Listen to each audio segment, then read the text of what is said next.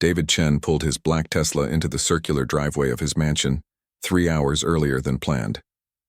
The business meeting in Chicago had ended quickly when the other company agreed to his terms without the usual back-and-forth negotiations. Being worth $12 billion had its advantages. He grabbed his leather briefcase and walked toward the massive front door, already thinking about the stack of emails waiting in his home office. At 42, David had built his tech empire by staying focused and never wasting time. Every minute had a purpose, every decision calculated for maximum profit. But as he reached for the door handle, something stopped him cold. Laughter. Real, genuine laughter coming from somewhere in the house. His 8-year-old son Alex hadn't laughed like that in, well, David couldn't remember when. Alex had been diagnosed with autism 3 years ago. Since then, their home had become a revolving door of specialists, therapists, and expensive programs. None of them worked. Alex barely spoke, avoided eye contact, and spent most of his time alone in his room, organizing his toy cars in perfect lines. David followed the sound through the marble hallway, past the oil paintings and crystal chandeliers that decorated his home like a museum. The laughter grew louder as he approached the floor-to-ceiling windows that overlooked the back garden. What he saw outside made him freeze. Alex was sitting on the grass, something he never did because he hated the feeling of dirt on his clothes. But there he was, cross-legged and smiling, completely absorbed in what looked like a simple game with colorful stones. Next to him sat Maya Williams, the woman from the cleaning service who had started working at the house 2 weeks ago. David barely knew her beyond the fact that she was quiet, efficient, and always finished her work without bothering him. But right now, Maya wasn't cleaning. She was sitting on the grass in her simple blue uniform, completely focused on Alex. She picked up a smooth red stone and placed it next to a blue one. "See how this red one feels different?" Maya said in a soft voice. "It's got tiny bumps, but the blue one is smooth like glass." Alex reached out and touched both stones, his face serious with concentration. Then, to David's amazement, Alex picked up a yellow stone and placed it in a third pile. "Yellow smooth too," Alex said clearly. David's briefcase slipped from his hand and hit the marble floor with a loud thud. Alex had just spoken. Not just one word, but a complete thought. His son, who had been silent for weeks, was talking to this woman he barely knew.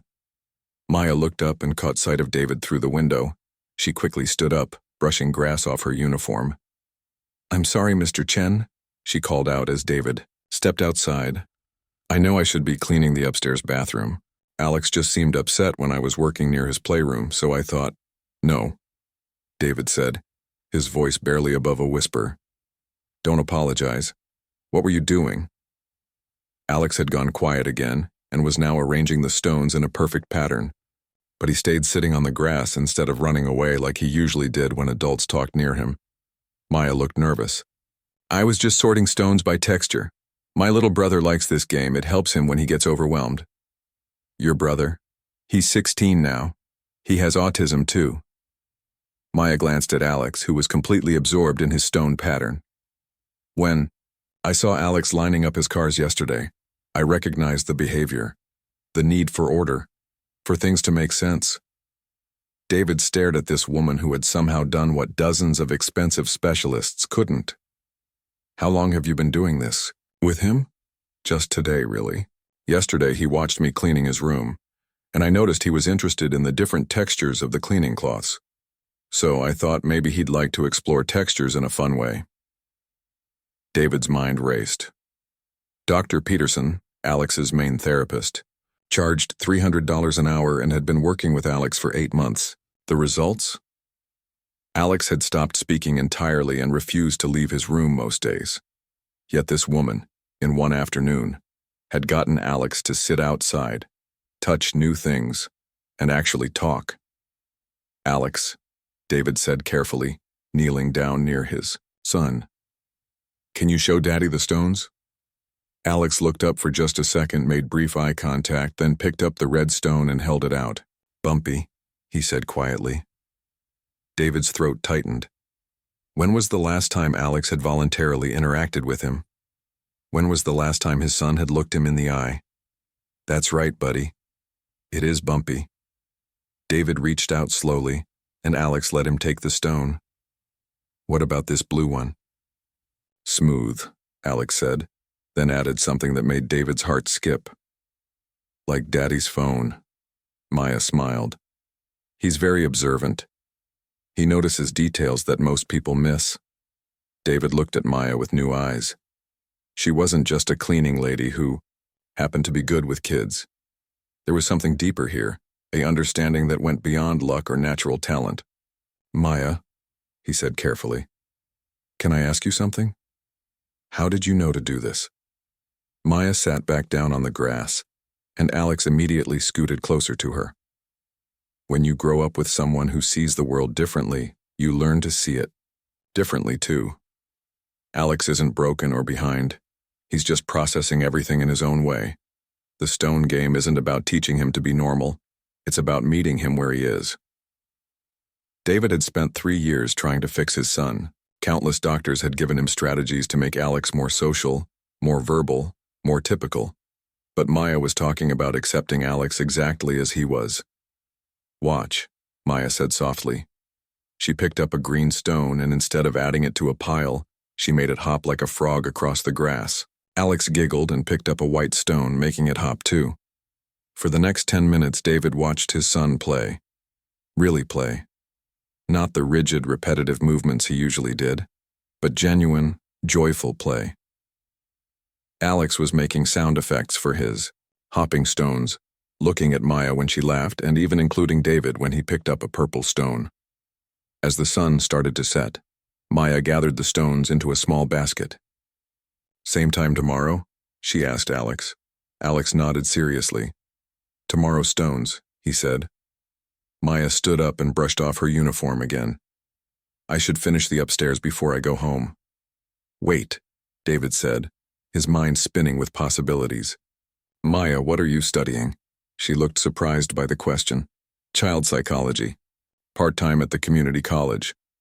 I work 3 cleaning jobs to pay for it, so it's taking longer than usual."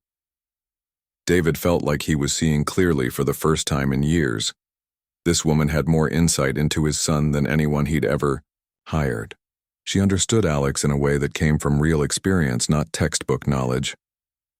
"Would you—" David started, then stopped. He was about to offer her more money to spend time with Alex, but something told him that wasn't the right approach. Maya had connected with his son because she genuinely cared, not because she was paid to. "Would I what, Mr. Chen? Would you consider having dinner with us tomorrow? Alex seems comfortable with you, and I'd like to learn more about this approach." Maya looked at him carefully, as if trying to figure out if this was a real invitation or some kind of test. "Are you sure? I mean, I'm just the cleaning lady." "No," David said, watching Alex arrange the last few stones in a perfect spiral. "You're the person who got my son to laugh again. That makes you a lot more than just anything." As Maya gathered her things and headed inside, David stayed in the garden with Alex. For the first time in months, his son seemed truly peaceful, and for the first time in years, David felt something he'd almost forgotten existed: hope. The next morning, David found himself doing something he hadn't done in months. Instead of rushing to his home office to check overnight emails from Tokyo and London, he made pancakes. Real pancakes, not the ones his personal chef usually prepared. Alex wandered into the kitchen at exactly 7:30 a.m., just like every morning. Routine was everything to Alex. But instead of his usual silent breakfast, Alex stopped and stared at his father standing by the stove. "Daddy cooking?" Alex asked, tilting his head in that curious way that always reminded David of a small bird. "Yes, buddy. I'm making pancakes. Want to help?" Alex shook his head quickly and backed toward his usual spot at the breakfast table. David felt the familiar sting of rejection, but then remembered what Maya had said about meeting Alex where he was. "That's okay," David said, keeping his voice calm. "You can watch from there. Sometimes watching is the best way to help." Alex sat down and observed David's pancake making with intense focus. When David flipped the first pancake and it landed crooked, Alex let out a small giggle. "Daddy pancake funny," Alex said. It wasn't much, but it was connection. David smiled. "It is pretty funny, isn't it?" Maybe Maya can teach us both how to make better pancakes. At the mention of Maya's name, Alex perked up. Maya today? Yes, Maya comes today. David had spent half the night thinking about his conversation with Maya. She had mentioned working 3 cleaning jobs while studying psychology part-time. That meant she was probably exhausted most of the time, yet she had still taken the patience to sit with Alex and really see him. When Maya arrived at 9 a.m., she seemed surprised to find David still home. He was usually long gone by then, already in his downtown office making million-dollar decisions. Is everything all right, Mr. Chen? She asked, setting down her cleaning supplies in the hallway. Actually, I was hoping to talk with you. About Alex. About yesterday. Maya nodded slowly. Of course, is he okay? Did something happen after I left? Something wonderful happened. He talked about you at breakfast. He asked if you were coming today. David paused. Maya, in 3 years of therapy, Alex has never asked about anyone coming to see him. They found Alex in the garden, sitting in the exact spot where he and Maya had played with stones the day before. He had laid out 12 small rocks in a perfect circle, clearly waiting. He's been out there since 8, David said. I've never seen him choose to wait for someone before. Maya walked over to Alex, and David followed at a distance, wanting to observe without interfering. Good morning, Alex, Maya said, sitting down beside him. I see you found more stones. Garden stones, Alex said, pointing to each one. 12. Circle. Like clock. David blinked. Alex had not only counted the stones but had arranged them in a meaningful pattern. When had his son learned to think about clocks? Maya seemed to understand immediately. You're right, they do look like clock numbers. Can you show me where 12 o'clock would be? Alex pointed to the stone at the top of the circle. 12 here, 6 there, he said, pointing to the bottom. That's brilliant, Maya said, and David could tell she genuinely meant it. You understand how circles and numbers work together. For the next hour, David watched Maya turn Alex's stone circle into a learning experience. She showed Alex how to tell time using the stone clock, how to count by 2s and 5s, and how different shapes could be made within the circle. But more importantly, David watched how Maya communicated with Alex. She never talked down to him or treated him like he was slow. She listened to his observations, built on his ideas, and celebrated his unique way of seeing things. When Alex arranged stones to show snack time on his stone clock, Maya laughed. You're right. It is snack time. How did you know? Tummy says. Alex replied matter-of-factly. After they went inside for apple slices and juice, David asked Maya if they could talk privately. They sat in his study while Alex played quietly in the next room. I need to understand something, David said. Yesterday you mentioned your brother. Can you tell me more about that? Maya looked out the window where Alex was now arranging his toy cars in the pattern they had made with stones. His name is Tyler. When he was diagnosed at age 5, my mom didn't know what to do. We couldn't afford the fancy programs, the special schools, the private therapists. What did you do? We learned together. My mom worked 2 jobs, so I spent a lot of time with Tyler. I read everything I could find about autism. I watched him, really watched him, to understand what made him happy, what upset him, what helped him learn. David leaned forward. And that worked? It took time, and patience, and a lot of mistakes. Maya smiled. But Tyler taught me that autism isn't something to cure. It's just a different way of experiencing the world. Once I stopped trying to make him act normal and started appreciating how his mind worked, everything changed. Where is Tyler now? He's a junior in high school. He's amazing with computers, especially graphics and design. He sees patterns and details that other people miss. He's not social in the traditional way, but he has friends who appreciate his honesty and his unique perspective. David thought about all the money he had spent on specialists who had tried to force Alex into typical social behaviors. I think I've been approaching this all wrong. You've been doing what any loving parent would do, Maya said gently. You want the best for Alex, but sometimes the best isn't about changing who he is.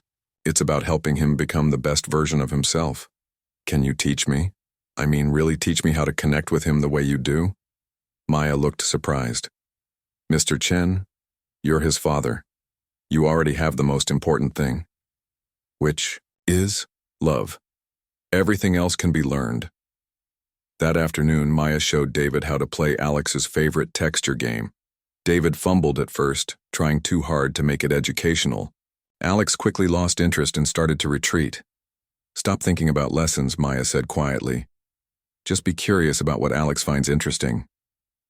David took a deep breath and picked up a smooth stone, not to teach Alex anything, but just to feel its surface.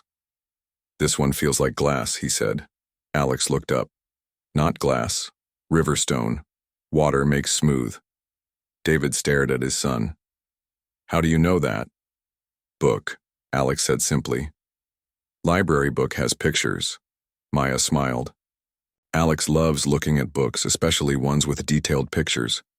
He might not read the words yet, but he remembers everything he sees. David realized he had never paid attention to which books Alex looked at. He had been so focused on trying to get Alex to speak that he had missed discovering what Alex was already learning on his own. Alex, David said, will you show me the book about river stones? Alex nodded and ran inside. He returned with a thick geology book that David didn't even know they owned. Alex opened it to a specific page showing different types of stones and how they were formed. This one, Alex said, pointing to a picture of smooth river rocks, like garden stones. Water and time make smooth. David looked at the complex scientific diagram on the page. You understand this? Pictures tell story, Alex said. Long time ago, rocks were sharp. Water moves rocks. Rocks bump together. Sharp, parts go away, then smooth. Maya caught David's amazed expression. Alex has been teaching himself geology for months. He understands concepts that most adults struggle with.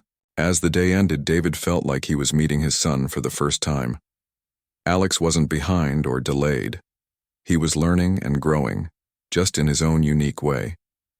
David had been so busy trying to fix what he thought was broken that he had missed seeing how remarkable Alex already was.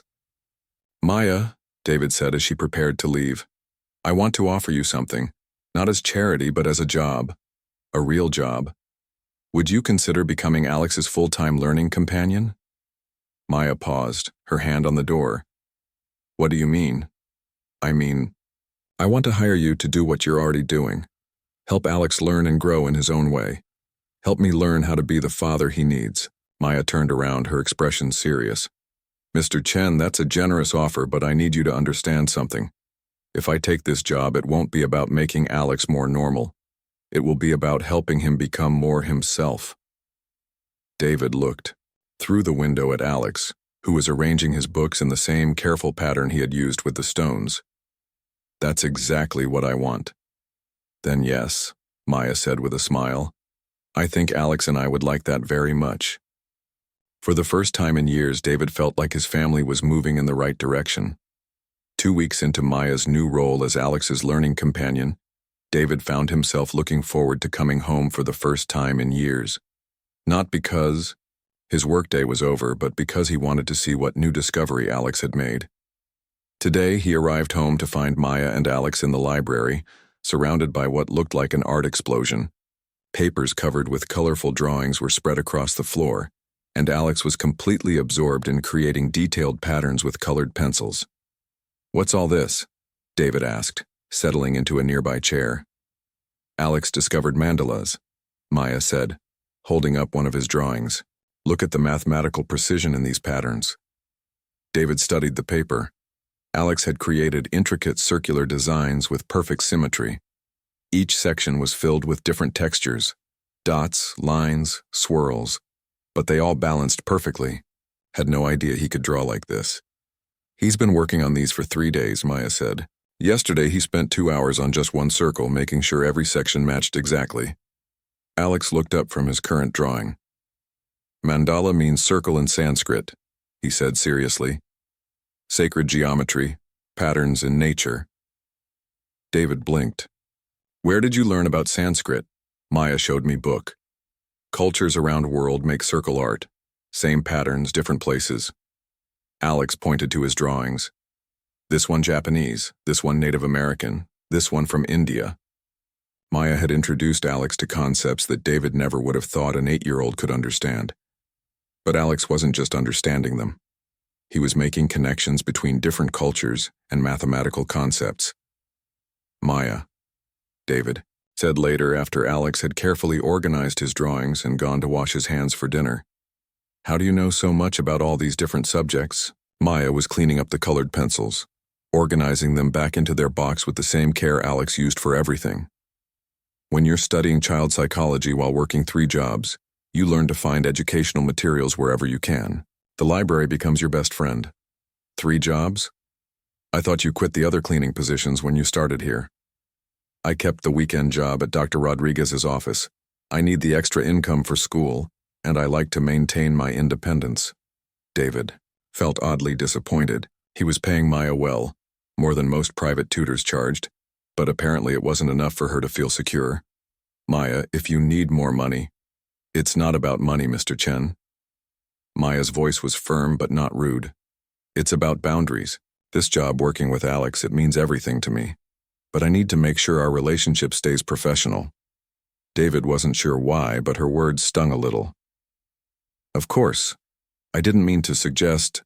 I know you didn't. Maya's expression softened. I've worked for wealthy families before.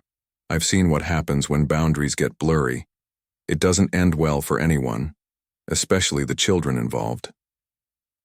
That evening at dinner, Alex entertained them both by explaining the mathematical principles behind mandala designs.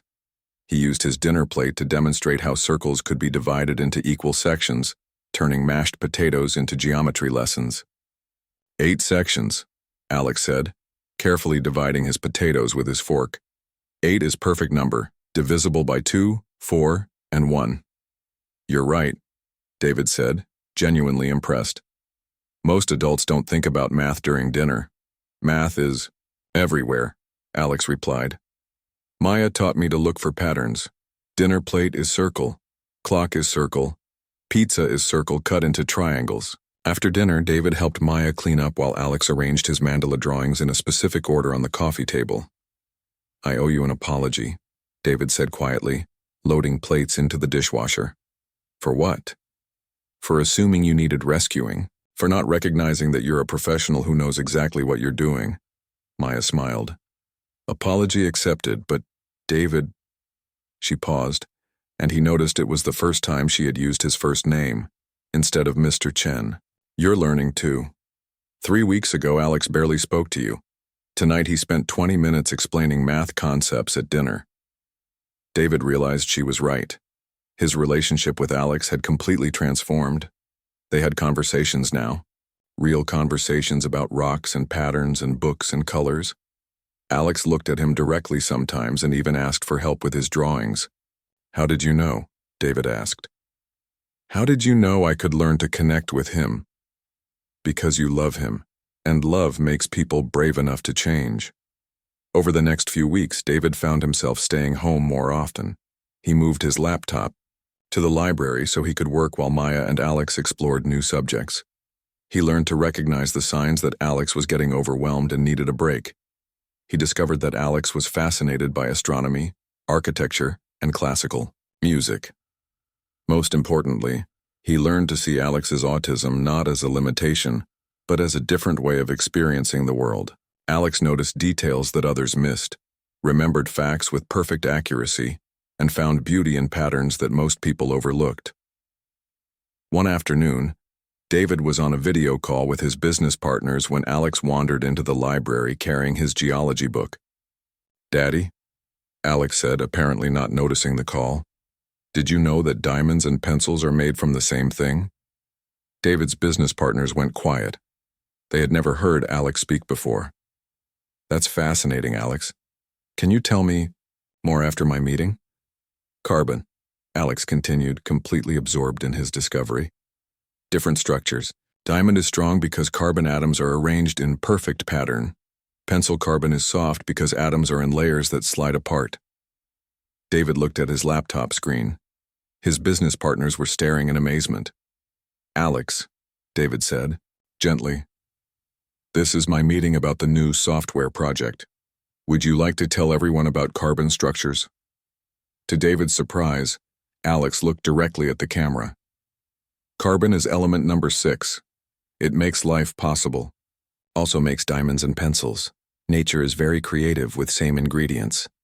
After Alex left to find Maya, one of David's partners spoke up. David, I had no idea Alex was so brilliant. Neither did I, David admitted. I was too busy trying to change him to notice how amazing he already was. That evening, Maya found David in the garden, where Alex liked to play with stones. David was sitting on the grass, something he never would have done before Alex and Maya taught him to see things differently. Thank you, David said as Maya sat down beside him. For what this time? For helping me become the father Alex deserves. For showing me that different doesn't mean less than. Maya picked up one of Alex's smooth stones and turned it over in her hands. You were always that father, David. You just needed to learn Alex's language. I've been thinking, David said, carefully.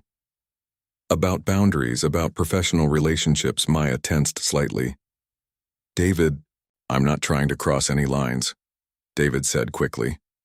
I just want you to know that what you've done for our family goes beyond any job description. You've changed our lives. You've changed mine too, Maya said softly. Working with Alex, seeing him grow and learn, it's reminded me why I wanted to study child psychology in the first place. They sat in comfortable silence for a while, watching the sunset paint the sky in shades of orange and pink. Alex would have loved the colors, David thought.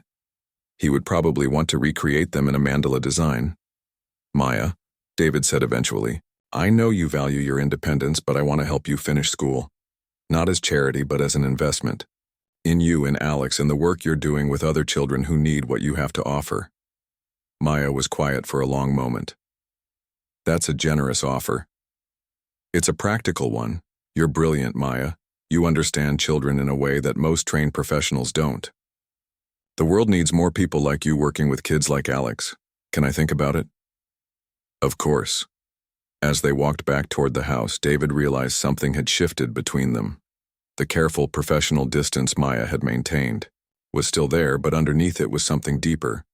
Friendship, maybe, or the beginning of something more. Inside, they found Alex in the living room, lying on his stomach and drawing a new mandala. This one was different from the others. Instead of geometric patterns, he was incorporating tiny drawings of stones, books, and pencils. What's this one about, buddy? David asked, kneeling down beside his son. Family mandala, Alex said without looking up. Things that make me happy. Stones from garden, books from library, pencils for drawing, Maya's smile, Daddy's voice when he reads stories. David's throat tightened. Alex had included him in his happiness mandala. 6 months ago, Alex barely acknowledged his existence. Now David was part of the pattern that represented joy in his son's life. Maya knelt down on Alex's other side. It's beautiful, Alex. Can you tell us about this section? Alex pointed to an area filled with tiny musical notes. Tuesday music. Daddy plays piano. I like the patterns sounds make. David had played piano exactly once since Maya started working with them. Alex had been nearby, arranging his toy cars, and David had assumed he wasn't paying attention. You liked hearing me play? Yes. Play again tomorrow? I'd love to. As Maya helped Alex organize his art supplies, David realized that their family had found its rhythm. They were learning to communicate in Alex's language, while Alex was slowly becoming more comfortable with theirs. It wasn't about making Alex normal. It was about creating a space where all of them could be themselves. And somehow, in the process of learning to be better for Alex, David had also learned to appreciate the remarkable woman who had made it all possible. The crisis began on a Thursday afternoon when David's mother arrived for her monthly visit. Patricia Chen was a woman who believed in tradition, proper appearances, and maintaining social order. She had never quite understood why David had insisted on keeping Alex at home instead of sending him to a specialized boarding school. Maya was in the library with Alex, helping him create a presentation about different types of rocks when Patricia's silver Mercedes pulled into the driveway. Grandma Patricia, Alex said, looking out the window. He didn't run to greet her like other children might. Instead, he carefully gathered his rock collection and headed upstairs to his room. Alex doesn't like unexpected changes, Maya explained to David. Your mother's visits always make him nervous because they disrupt his routine. David sighed.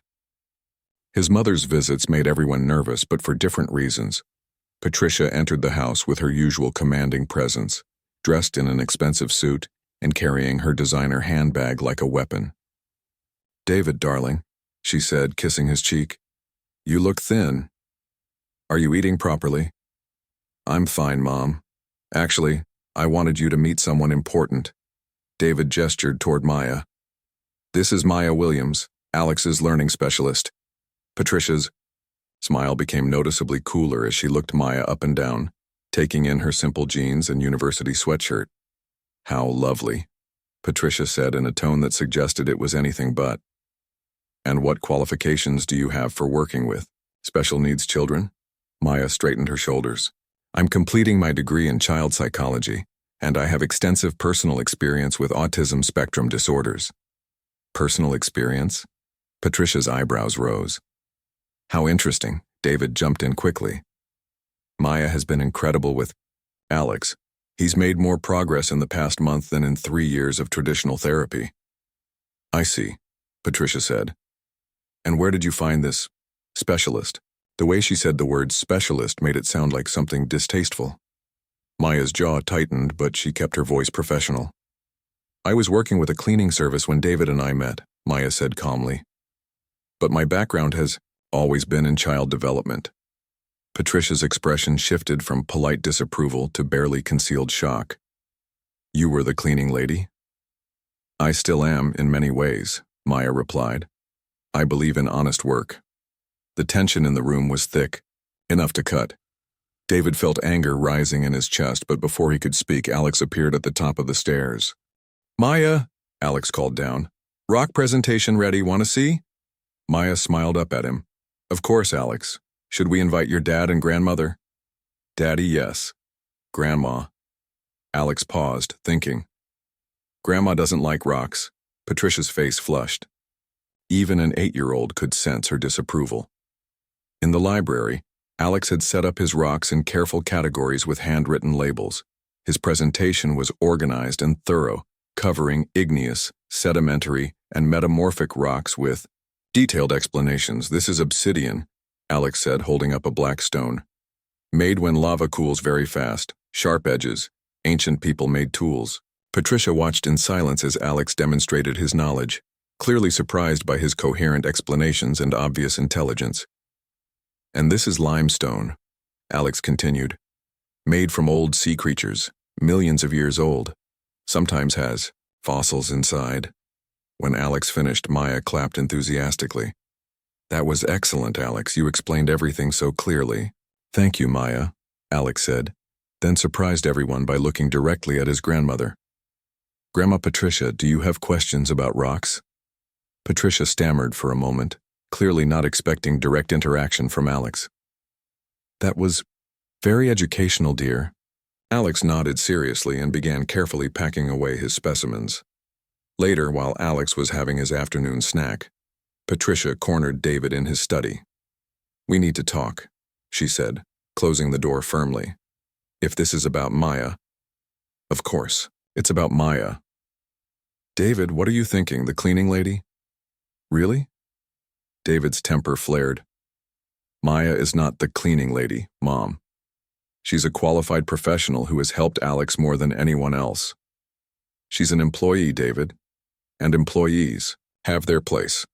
What will people think when they find out you're letting the help raise your son? I don't care what people think. Well, you should. You have a reputation to maintain, a business to run. What happens when your business partners find out you've become personally involved with the staff? David stared at his mother. Personally? Involved? Maya is Alex's teacher. Oh, please. I've seen the way you look at her, and the way she's made herself comfortable in this house, in the library, in the garden, acting like she belongs here. She does belong here. Alex needs her. Patricia's voice turned sharp. Alex needs structure, proper education, and appropriate boundaries. Not some girl with a community college education who thinks she can play therapist. Before David could respond, there was a soft knock on the study door. Maya opened it slightly. "I'm sorry to interrupt, but Alex is asking for you, David. He wants to show you something before his quiet time." "Of course," David said, grateful for the interruption. As they left the study, David caught his mother's disapproving stare. But in the hallway, he overheard something that made his blood run cold. Patricia was on her phone speaking in low, urgent tones. "Completely inappropriate situation. The cleaning girl has him wrapped around her finger. Alex needs proper care, not whatever this is." Maya had heard it too. Her face went pale, but she kept walking toward Alex's room. Over the next few days, the effects of Patricia's visit lingered. David noticed Maya withdrawing slightly, being more formal, more careful about boundaries. Alex sensed the tension and became quieter, spending more time alone in his room. The situation got worse when David's business partner, Richard Thompson, stopped by unexpectedly on Saturday morning. Richard was old-school money, the kind of man who believed certain people belonged in certain places. Maya was helping Alex create a garden mandala using flowers and leaves when Richard arrived. Alex was completely absorbed in arranging yellow petals in a perfect spiral pattern. "David," Richard said, watching Maya and Alex work, "is that your nanny?" "That's Maya. She's Alex's learning specialist." Richard observed Maya's careful guidance as Alex added blue flowers to his design. Interesting approach. Very hands-on. There was something in Richard's tone that David didn't like, but before he could address it, Alex looked up and saw the new visitor. Instead of his usual withdrawal, Alex surprised everyone.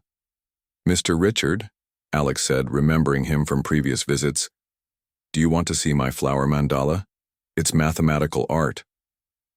Richard looked uncomfortable with the direct interaction. "That's very nice, Alex." Alex, missing the social cues entirely, launched into an explanation of his design. Golden ratio in nature, Fibonacci sequence in flower petals. Maya taught me about mathematical beauty. Richard's eyes narrowed as he looked at Maya with new attention. "You taught him mathematics?"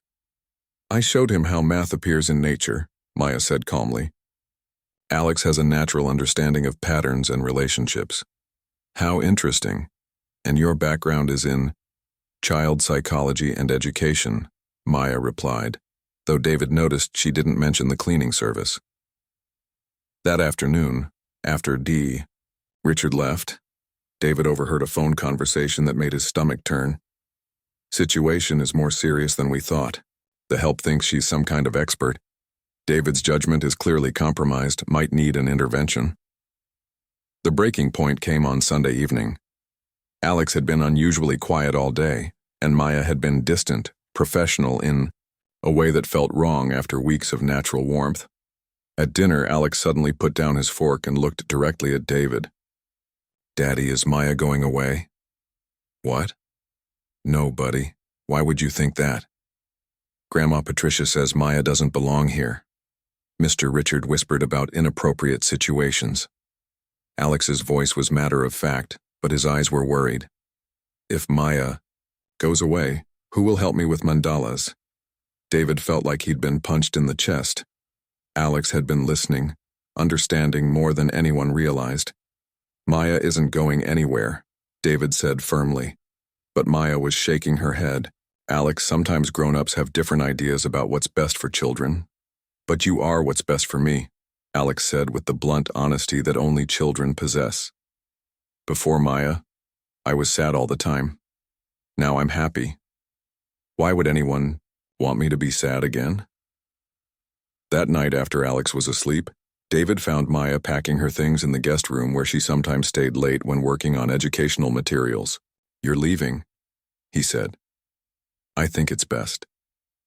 "For who?" "Because it's not best for Alex." Maya sat on the edge of the bed, a box of Alex's artwork in her lap. "David, I care about Alex more than I can express. but I won't be the reason he gets caught in the middle of adult conflicts. The conflict isn't about you. It's about people who can't see past their own prejudices. Maybe, but the result is the same. Alex is getting hurt. David sat down beside her. What if we fight this? What if I make it clear that you're not going anywhere? Maya looked at him with sad eyes. And then what? Your mother disapproves of me, your business associates whisper about inappropriate relationships. And Alex learns that the people who care about him have to choose sides. Alex already chose sides. He chose you. He chose happiness. I know, and that's why this is so hard. David realized they had reached a crossroads. He could keep things as they were and watch Maya slowly withdraw to protect herself and Alex from social pressure. Or he could take a stand and risk everything for what he knew was right. Maya, he said quietly, what if this isn't about choosing sides? What if it's about choosing to build something better? What do you mean? David took a deep breath. I mean, what if we stop hiding from other people's expectations and start living by our own values? Outside, storm clouds were gathering. Inside, a family was about to discover whether love was strong enough to weather the judgment of a world that wasn't ready to understand what they had built together. The morning after Maya announced she was leaving, David woke up to silence. Not the peaceful quiet of a house at rest, but the hollow silence of something important missing. Alex hadn't come down for breakfast. David found him in his room, sitting on his bed with his knees pulled up to his chest, staring at the wall where his mandala drawings usually hung. They were gone, packed away in Maya's box. Hey, buddy, David said gently, sitting on the edge of the bed. Want some pancakes? Alex shook his head without looking away from the empty wall. Maya makes better pancakes. Maya knows how I like them. Round like circles, not squares. David's heart clenched. Alex, about Maya leaving. People always leave, Alex said quietly. Dr. Peterson left. Miss Caroline left. Now Maya leaves. I do something wrong. No, Alex, you didn't do anything wrong. You're perfect exactly as you are. But Alex had already retreated into himself, the way he used to before Maya came. He didn't speak for the rest of the morning, didn't eat his lunch, and spent the afternoon organizing his toy cars in obsessively straight lines. By evening, David couldn't take it anymore. He found Maya in the kitchen, cleaning up after a dinner that Alex had refused to eat. This isn't working, David said. I know. Maybe in a few weeks when things settle down. No. I mean, this whole situation isn't working. My mother's disapproval, Richard's whispers, society's expectations, none of it matters compared to what's happening to Alex right now. Maya turned to face him, her eyes red from crying. David, you can't just ignore the world you live in. Maybe it's time I change the world I live in. 3 days later, David made a decision that surprised everyone, including himself. The annual charity gala for Children's Hospital was one of the biggest social events of the year. Every wealthy family in the city would be there, including his mother and Richard Thompson. David had been scheduled to give a speech about corporate responsibility. Instead, he decided to talk about something much more personal. Maya had submitted her resignation. That morning, effective immediately, Alex hadn't spoken in 2 days and had refused to leave his room. David knew he had one chance to make this right. The ballroom was filled with 500 of the city's most influential people. David took the stage, looking out at faces he had known for years, business partners, social acquaintances, family friends. Good evening, he began. I was supposed to talk to you tonight about corporate responsibility and giving back to the community, but I realized I can't talk about responsibility to others until I take responsibility for my own life. A murmur went through the crowd. This wasn't the usual safe speech they expected. 3 months ago, my 8-year-old son Alex barely spoke. He avoided eye contact, had no friends, and spent most of his time alone. Alex has autism, and for 3 years I tried everything I could think of to help him. Expensive therapists, specialized programs, top medical experts. Nothing worked. David found his mother in the crowd. She looked horrified, clearly wanting him to stop. Then I met someone who changed everything. Her name is Maya Williams, and when I met her, she was working for a cleaning service. She also happened to be studying child psychology while working 3 jobs to pay for school. Most importantly, she has a younger brother with autism. The murmur grew louder. People were shifting uncomfortably in their seats. Maya did something no expensive expert had managed to do. She saw Alex not as a problem to be fixed, but as a brilliant child who experienced the world differently. In 3 months, Alex went from barely speaking to explaining geological formations and creating mathematical art. David paused, looking directly at Richard Thompson, who was frowning deeply. This week I learned that some people in my social circle disapproved of Maya's influence in my son's life, not because of her qualifications, her results, or her character, but because of her background, because she had worked as a cleaning lady while putting herself through school. The room was dead silent now. I want to share something with you. Last month, Alex created what he calls a happiness mandala. It's a circular drawing filled with things that bring him joy. Maya is in that mandala. Her smile, her patience, her ability to see the world through his eyes. But here's what broke my heart. Some of you think that's inappropriate. David's voice grew stronger, more passionate. My son is thriving for the first time in his life, and I'm supposed to be ashamed of the woman who made that possible? I'm supposed to choose social acceptance over my child's well-being? He looked directly at his mother. Tonight, I'm announcing the creation of the Alex Foundation for Autism Understanding. Maya Williams will be its director. We're going to fund research, support families, and most importantly, change the conversation about autism from what's wrong with these children to what's extraordinary about them. The applause started slowly, then built as people realized what they were witnessing. Maya taught me that my son doesn't need to be fixed. He needs to be understood, accepted, and celebrated for the amazing person he is. And if that makes some of you uncomfortable, then maybe it's time to examine why. David left the stage to thunderous applause, but he barely heard it. He had to get home to Alex. He found Maya's car still in the driveway and felt a surge of hope. Inside, he heard something that made him stop in his tracks: Alex's laughter coming from the library. Maya was sitting on the floor with Alex, helping him create a new mandala using glow-in-the-dark stars. Night sky mandala, Alex was explaining, excitedly. Constellations are patterns too. Maya showed me Orion, Big Dipper, North Star for navigation. Maya looked up as David entered, her eyes questioning. I gave a speech tonight, David said, about autism awareness, about extraordinary children, about the woman who taught me to see clearly. David, what did you do? I told 500 people that you're the best thing that ever happened to our family. I offered you a job as director of a foundation that doesn't exist yet, and I probably shocked half the city's social elite. Alex looked back and forth between them. Maya staying? That depends on Maya, David said. Maya was quiet for a long moment, studying the star pattern Alex had created.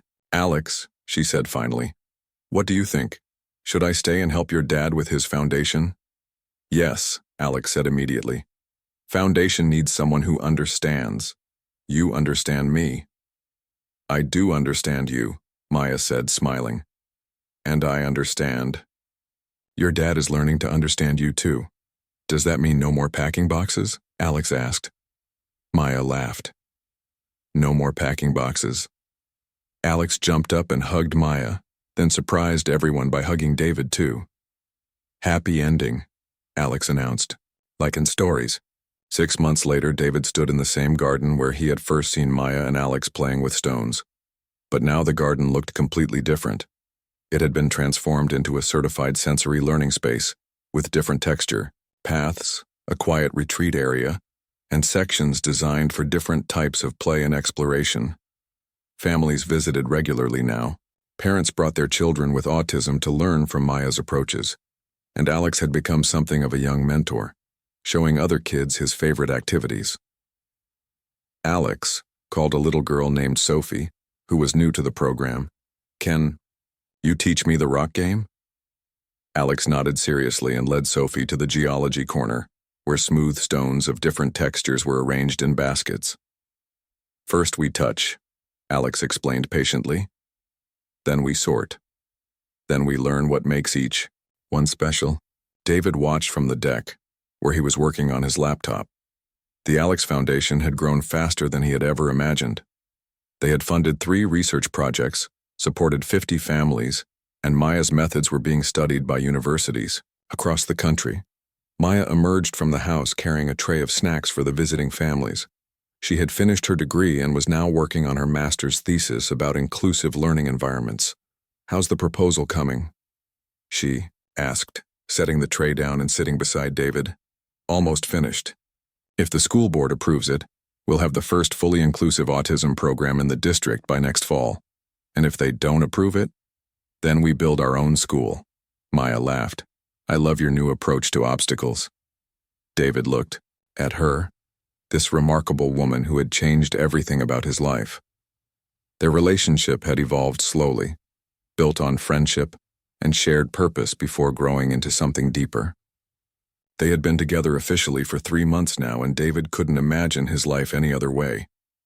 "Maya," David said, closing his laptop, "I have something to ask you." She looked at him with curious eyes. "Alex has been working on a project. He wanted to show it to you." As if summoned, Alex appeared beside them, carrying one of his mandala drawings. But this one was different from all the others. "Family mandala," Alex announced, holding up the paper. "New version." The circular design was filled with symbols, representing their life together. Stones and books and musical notes just like before. But now there were new additions: a house with a big garden, children playing together, and in the center, 3 figures holding hands. "This is you, Maya," Alex said, pointing to one figure. "This is Daddy, this is me, family." Maya's eyes filled with tears as she studied the drawing. "Alex," she said softly, "this is beautiful." "Is it true?" Alex asked seriously. "Are we family?" Maya looked at David, who was smiling nervously. "Well," David said, "that depends on whether Maya wants to make it official." He pulled out a small velvet box, opening it to reveal a simple, elegant ring. "Maya Williams," David said. "Will you marry us? Both of us? Will you be Alex's mom and my wife and our partner in everything we build together?" Maya's hands flew to her mouth. "David, say yes, Maya," Alex said matter-of-factly. "We need you. I made a chart. Family is better with 3 people, more stable, like triangle." Maya laughed through her tears. "You made a chart?" "Mathematical proof," Alex said proudly. "Very logical." "In that case," Maya said, "how can I argue with mathematical proof? Yes. Yes to all of it." David slipped the ring onto her finger while Alex clapped his hands in delight. "Now we're officially family," Alex announced. "Can we celebrate with ice cream?" "Absolutely," Maya said, kissing Alex's forehead and then David's lips. As they headed inside together, David realized that this was what happiness looked like. Not the perfect life he had thought he wanted, but the real, messy, beautiful life he had never known he needed. Alex skipped ahead of them, chattering excitedly about wedding plans and whether they could have a mandala-shaped cake. "Maya," David said, catching her hand. "Thank you." "For what?" "For seeing him. For seeing us. For teaching us how to be a family." Maya squeezed his hand. "Thank you for being brave enough to let me." Above them, the first stars were appearing. In the evening sky, forming the same patterns Alex had mapped in his night sky mandala. Constant and reliable, beautiful in their order, creating light in the darkness, just like family, just like love, just like the unexpected magic that happens when people choose to see each other clearly and love what they find there.